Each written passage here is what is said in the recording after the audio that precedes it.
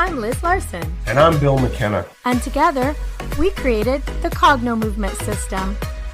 And we'd like to welcome you to the New Life Perspectives radio show, where we're going to be sharing with you tools, tips, and ideas that are going to change your life.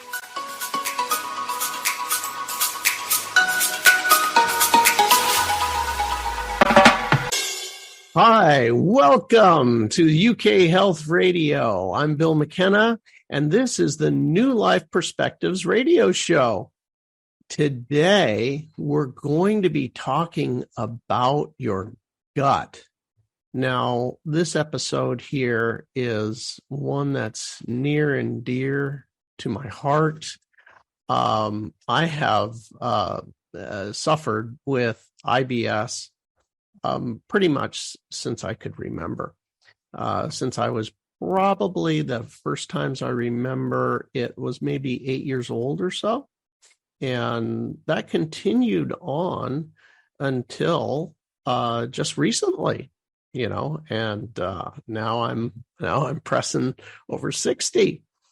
So I had a lot of difficulties, but I've been able to overcome it. And now I can digest, pizza, wheat, gluten, piece of beef, whatever. Throw it at me and I can eat ice cream, fatty stuff, stuff that I shouldn't be eating. How about Chinese food, deep fried Chinese? All of these things I've had over the past few weeks, and I am stellar. So I wanted to share with you some of these tips and tricks today to help you down the path too. These are going to be primarily at the end of this episode. So be sure you stay tuned right to the end. Now, like all of our episodes that we do here on UK Health Radio, all of them have one thing in common, and I call it the Cracker Jack box. When I was a kid, I guess they still have it today. It's called Cracker Jacks. And in the Cracker Jack box, there was a prize. And, as a kid, you want to get the prize. It would be a little fake tattoo or, something on a little piece of paper. Anyway, I know this is worldwide here, so people in different parts of the globe might not have the Cracker Jacks, but there's a prize at the end of every episode, and that prize is something practical, something useful that you can use today, right away, and it's going to make your life better. I recommend for all of you to go back to the other episodes here that we have recorded on UK Health Radio. It's on demand, and you can go and listen to all of these different wonderful techniques at the end that not only from myself, Liz Larson, and also our guests that come on. They give tremendous tips at the end of practical, useful things that you can do right away to make your life better. So, as promised today, this subject about the gut. Now, as it turns out, I'm not alone. Gut problems are becoming more and more and more common. And this has to do with multiple things that we're going to address throughout this episode. The start of this is in certain parts of the world, certain food products are being altered. And with that, genetically, it's an experiment. And our bodies aren't so good at digesting. Specifically, corn and wheat products. those are two that seem to really be heavily modified and have caused people a lot of problems. But as I said, I had corn tortillas this week, and I also had all kinds of other wheat products, and I am good. Matter of fact, I had a donut last night. Yeah, bad idea. It was a horrible idea, but I knew I could do it, so I did it. I know what you're thinking. This is not good, right? Well, anyway, I loosened up on my diet restrictions, but I'm doing really good. So anyway, there are things out there now that are genetically modified, and obviously there are other choices, right? You can get organic stuff, and that's really a great first step. But in order to understand fully what's going on, or actually not fully, but a little bit better idea of some of the things that affect your gut, we're going to have to go back in time. And we're going to go way back to before you were born. Yeah, I know you're thinking, why is this crazy guy talking about before I was born? Well, have you ever seen like the images of an embryo? And an embryo kind of looks like almost a little, chicken, and in the gut, where in the womb, and when this embryo begins to develop, what the brain and the gut are one. The brain and the gut are one, and then it emerges and begins to open up. The head separates from the gut. Well, I know what you're thinking, right? That's kind of interesting that the gut and the brain were one, but guess what? There are more brain, right? More brain cells in the gut than there are in the brain. That sounds ridiculous, but when you understand this, it starts to make more sense of what's going on with our entire being. So when we humans, when we have a digestion problem, it affects our thoughts. It affects our feelings. Now, in certain cultures around the globe, people are more sensitive to this than in other cultures. What I mean, in my culture, if it tastes good, eat it, right? We like good, tasty food. And there's not a lot of thought put into what is this doing to my body? What is this doing to my brain? It's looked at differently. So in certain cultures, this is the case. Make it good and tasty. I love Mexico. They love to make good food. Turns out the Irish culture and the Mexican culture are much alike. I had a great story when I was out to dinner once. I was with this friend of mine from Ireland, and we were having a great time in Mexico. And he said, and we were eating their food, and he said, and I said, I love it down here. I love all of it. I love the culture and everything. And he said, well, why, of course you do. He said, it's much alike.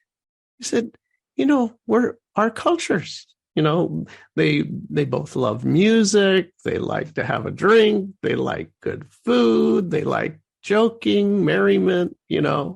They're very family oriented. Can hold a grudge like nobody's business. So we have these funny things in common.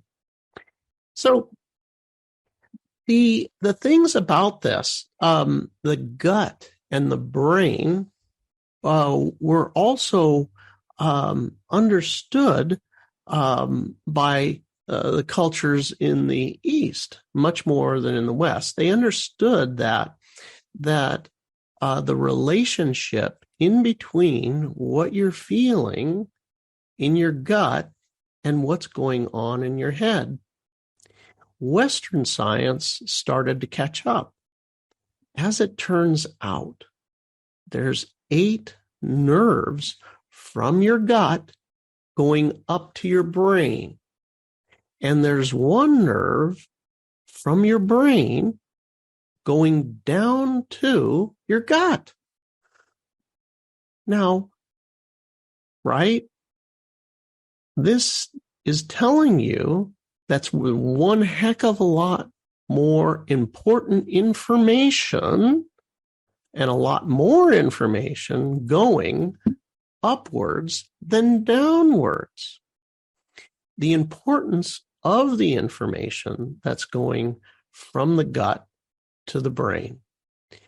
It's controlling your life a lot more than you realize. I never even really thought about it in the past. Like, why would I think about it? Right? You just, you go on your merry way and you eat what you do and you deal with the consequences. In my particular case, I wasn't so bright, about this. But it turns out that this whole digestion was a major point of focus within the Ayurvedic traditions. They understood that there were different properties of different foods, and they understood that there was a particular time of day that you're going to want to eat, and there's a time of day that you want to rest and digest. So one of the things in their culture is that you want to stop eating around 5 o'clock or so. And the reason being is that you want to stop eating early so that these natural systems, your liver, your kidney, all of those systems can go through a process of regeneration. They had this broken down into actual times that they knew that after a certain point at night, I think it was maybe 2 a.m, that the food was digested, and then there is the repair process. In the West, and also in certain cultures in Europe, for example, in Spain, you don't go out and even start. You wouldn't think of going out for dinner, before 9, 10 o'clock at night. And so you fill up your gut and you go to sleep on a full stomach. Now, this in the West as well, in America, people eat really big meals, real big meals at dinner. Dinner is considered a, big meal, right? And with this eating a big meal and also never giving your system a chance to rest, right? Not having a time where it rests eventually builds up toxins in the body. And they were really smart about this, in the Ayurvedic tradition is to know that is the case, and then how to actually begin to help with that and alleviate those toxins in your body. One of the simplest ways that we can do this is to stop eating around that, 5 or 6, and then allow for a period of fasting.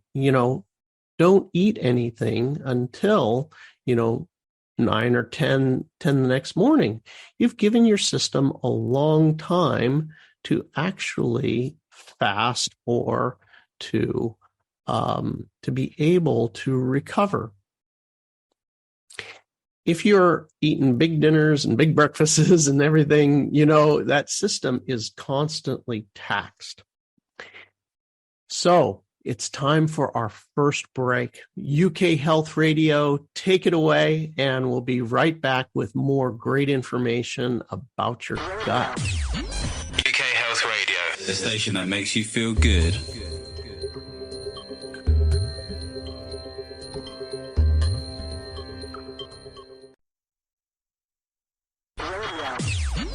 UK Health Radio, the station that makes you feel good.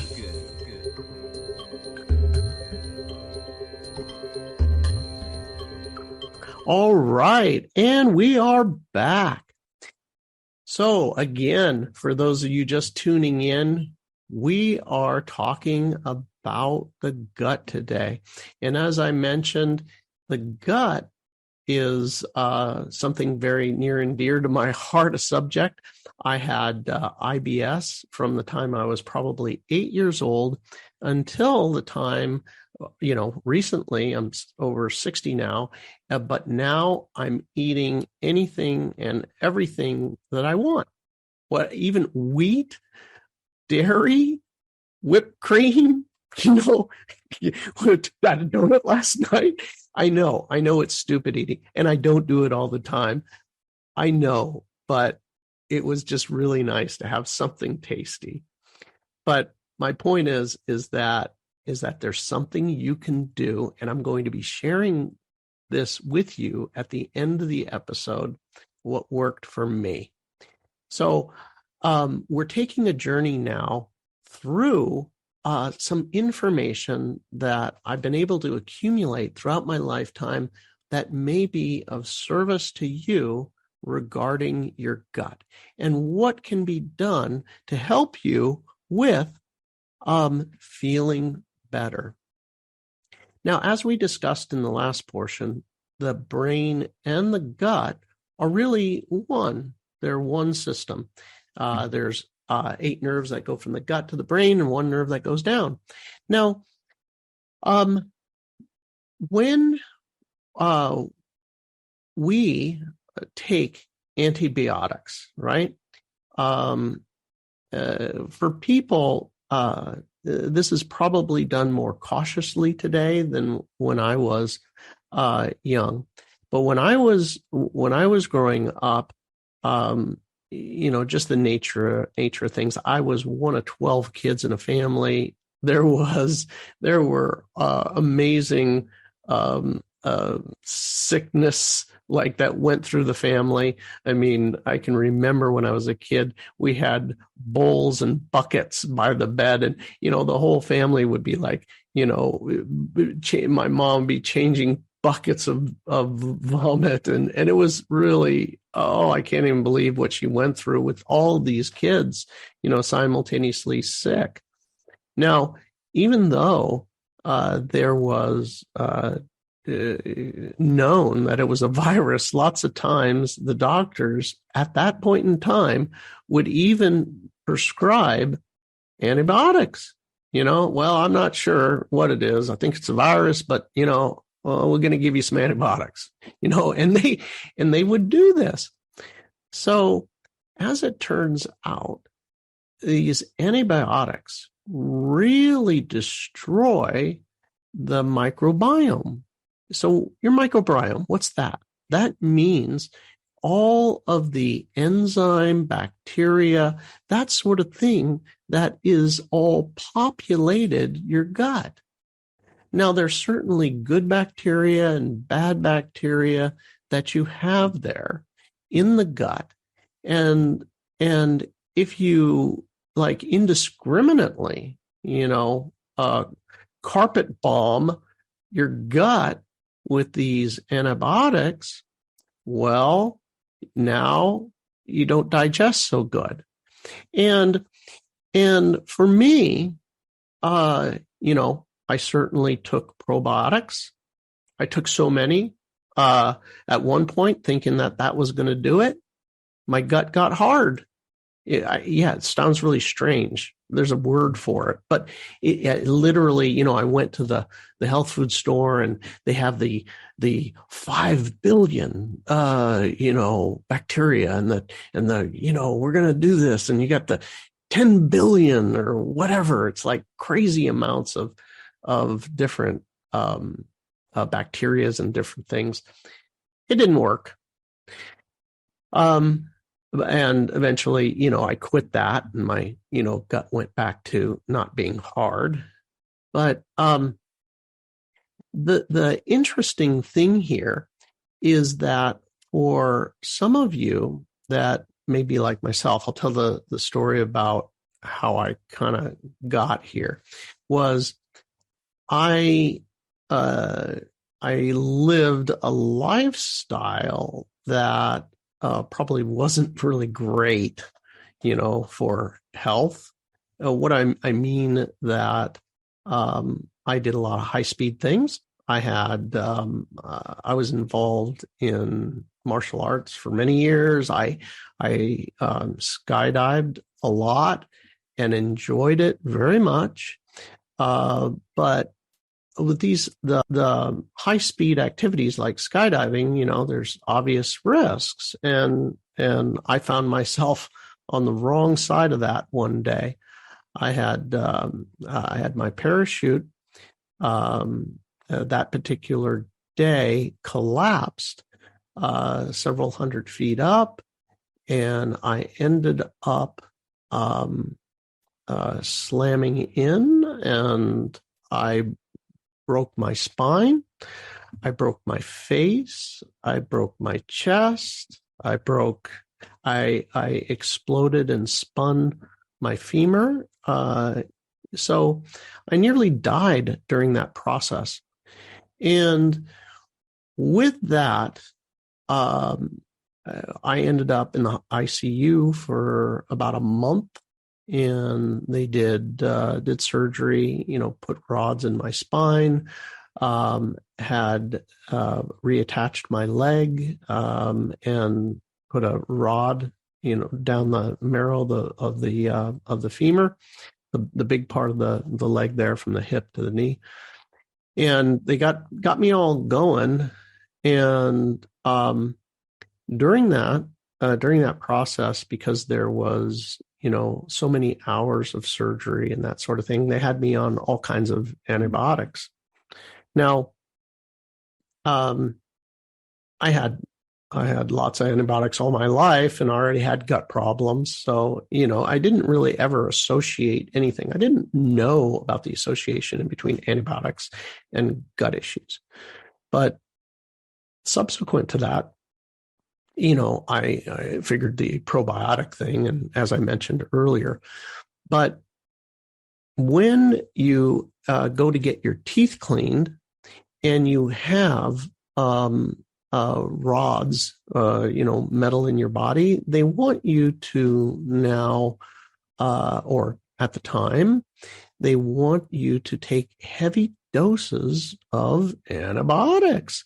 And they want you to do this so that what ends up happening is the bacteria that is released when they are grinding away at all the plaque on your teeth, it will enter your bloodstream, and then it attaches itself to the most likely foreign object, which is a rod in your body. Now, it doesn't have to, but that was kind of a risk. So, for decades, and I would get my teeth cleaned a lot, like 3 times a year. They would give you heavy doses prior and heavy doses after trying to make sure that you don't get an internal infection by having all this plaque, attaching itself and then getting an internal infection. You can imagine the risk of getting an infection in your spine because you got your teeth cleaned. So it was certainly something at the time that needed to, I guess, be taken as a precautionary measure. Having said that, my situation, right, could never actually get any better. Eventually we stopped that.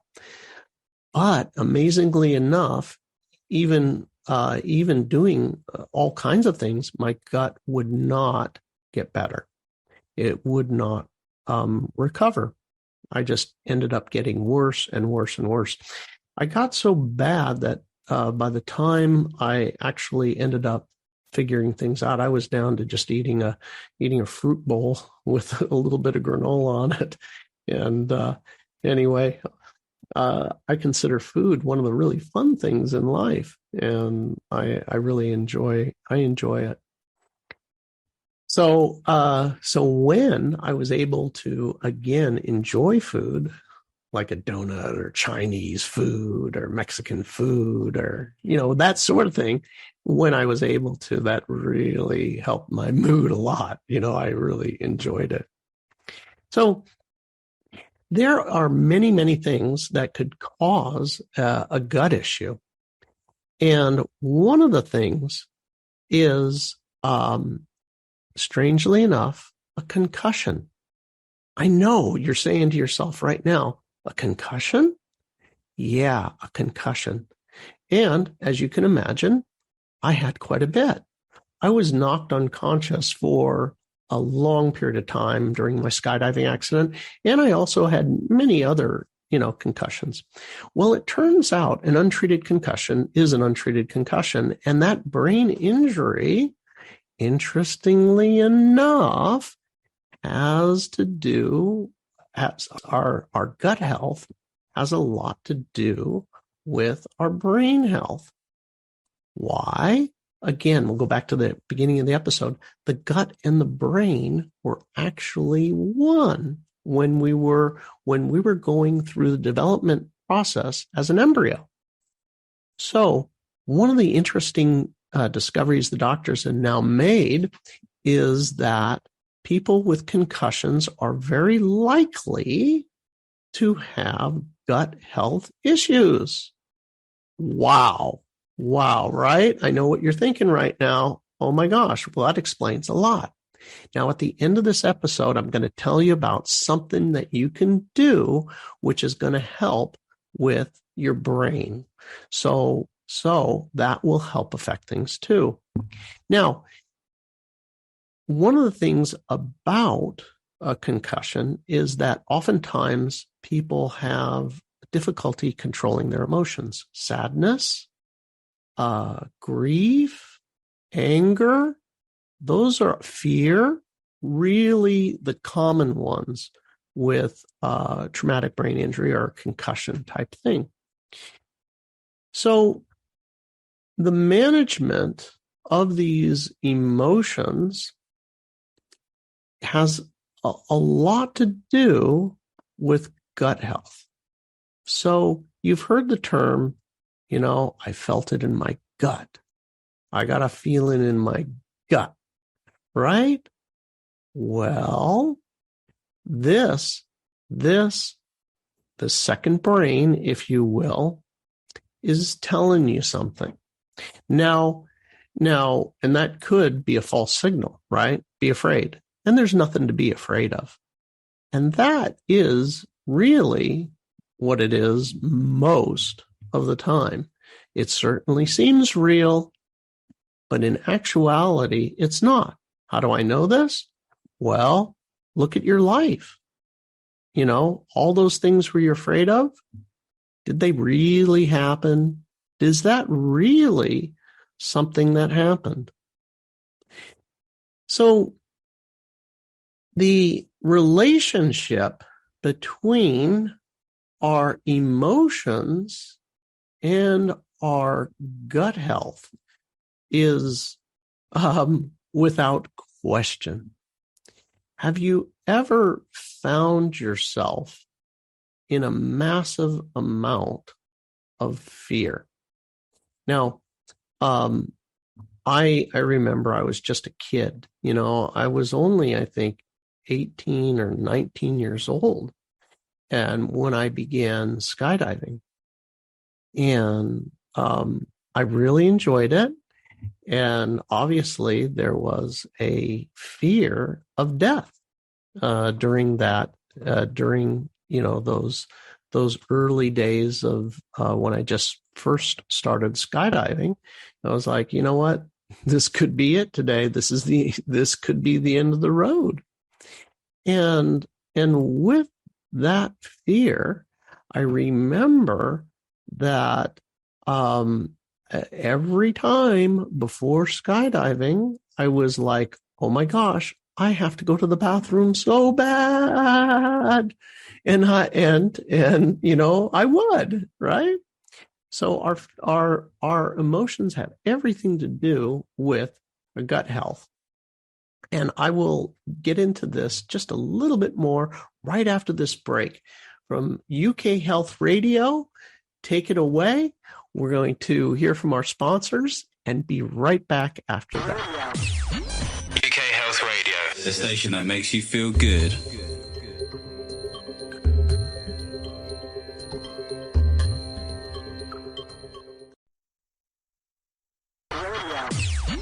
UK Health Radio, the station that makes you feel good.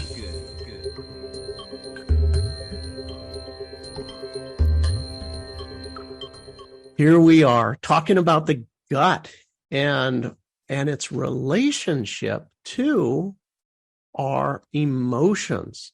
And in this last part here at the end, I'm going to share with you some resolutions that worked for me and that can really help out in your life. This is the tips I'm going to share with you at the end are things that you're going to be able to do and use, and especially if you've had any of the things that I talked about earlier in this episode.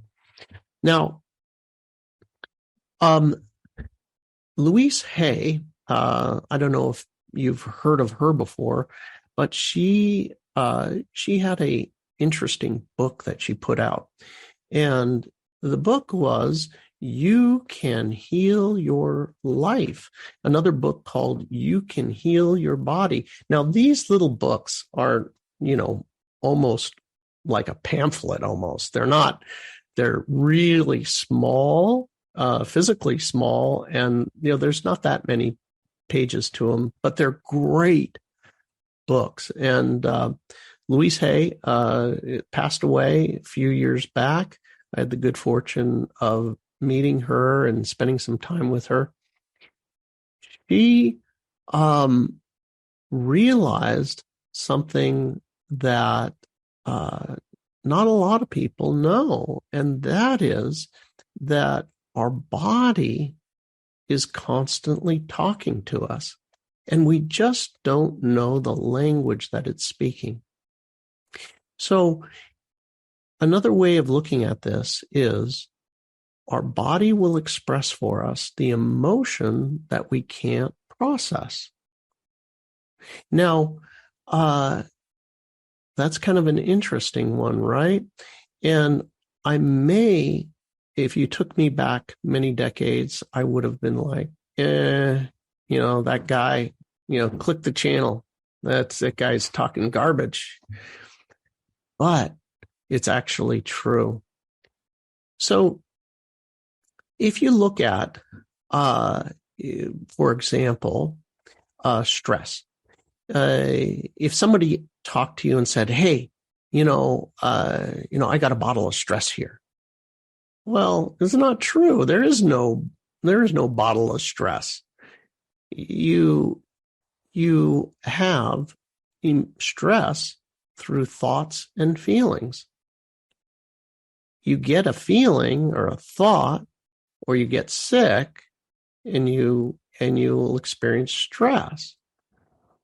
But when you get stressed, how many of you that have experienced stress in your life end up getting sick, or cold sores, or canker sores? You ever notice that you get sick after a highly stressful event? Have you ever noticed that? That's a very, very common thing. Certainly is for me. So our body, all over, it acts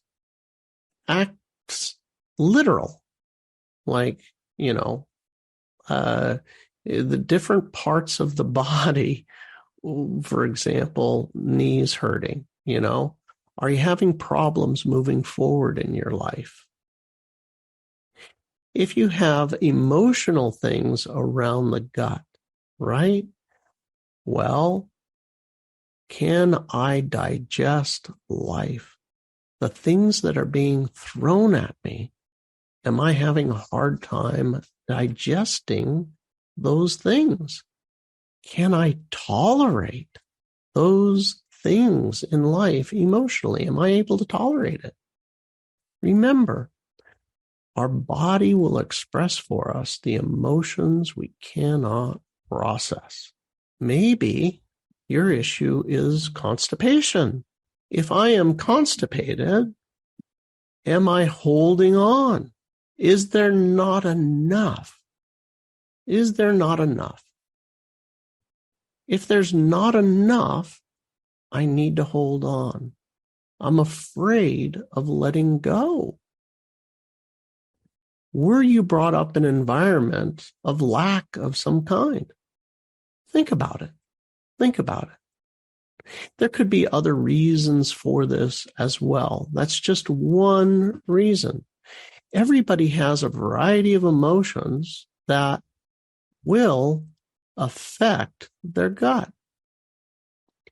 Now, there's a really interesting thing about the gut that goes back to these Eastern cultures. And that is, there is an energy center that is about 2 inches below the belly button.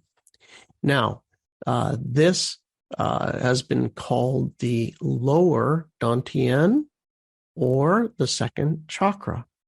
And this is called the seat of fire as well. So in those cultures, in the Ayurvedic tradition, this is where they talk about the heat that's necessary for digestion. And if you have enough of this heat for digestion, you can easily digest whatever comes your way.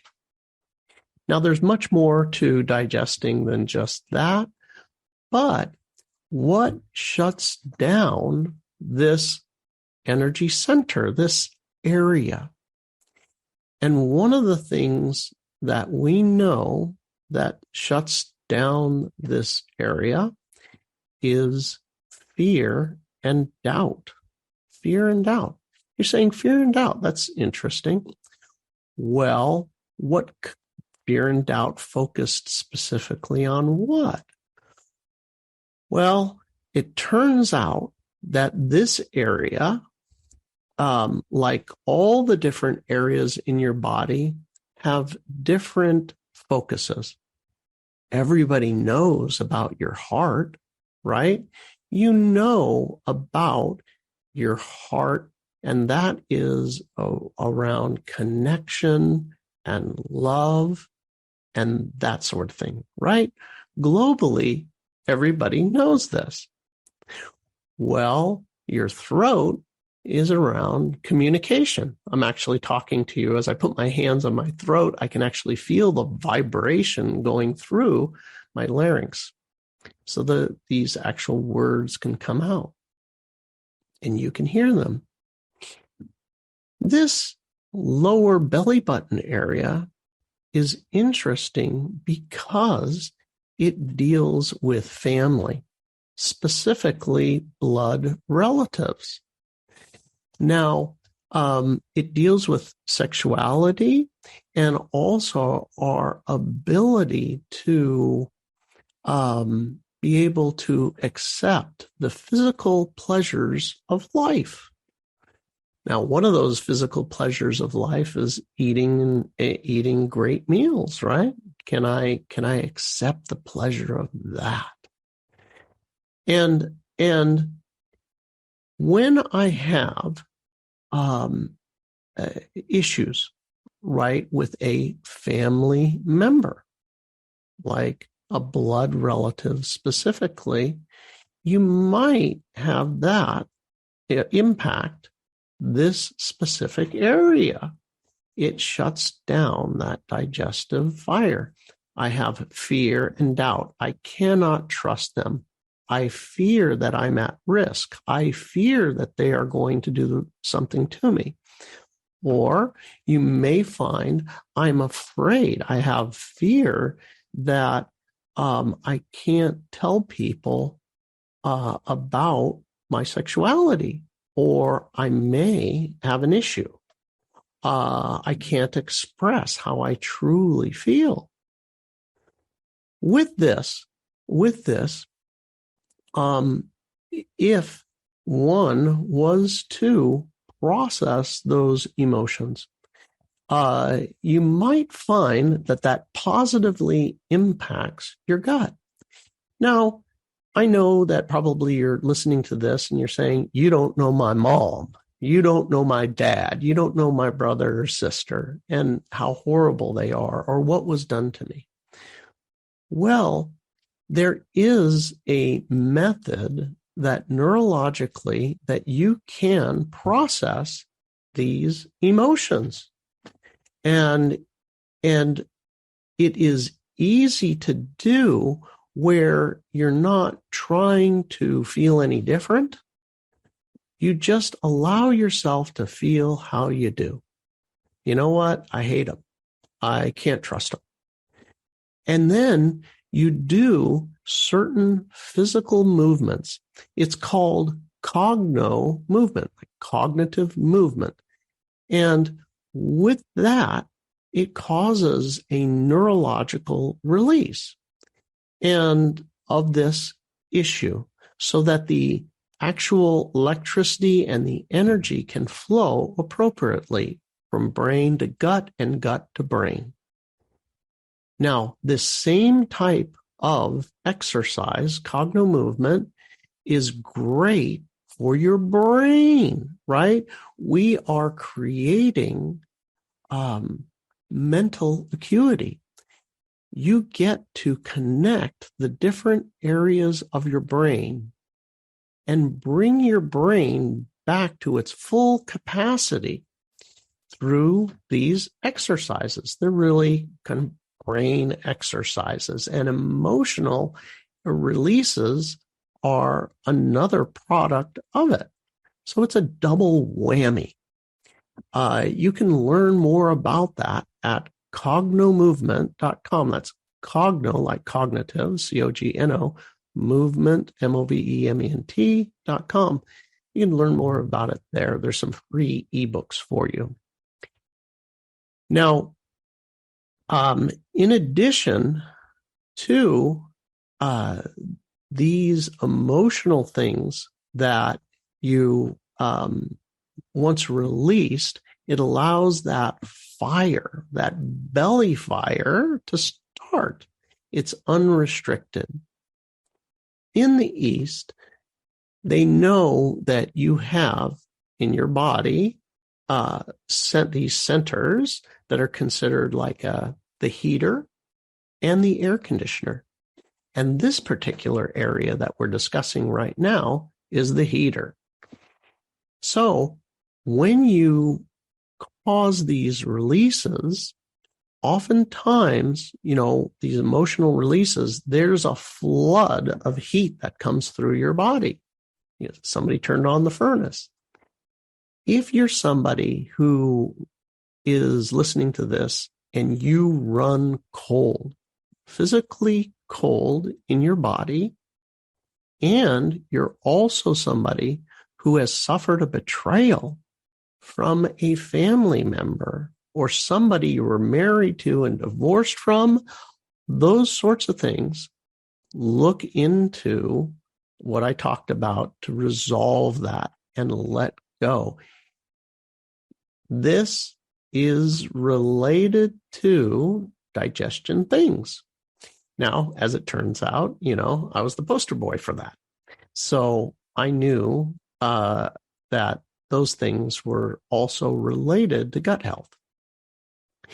Now, I mentioned for all of you that I was going to give you the secrets that were going to help.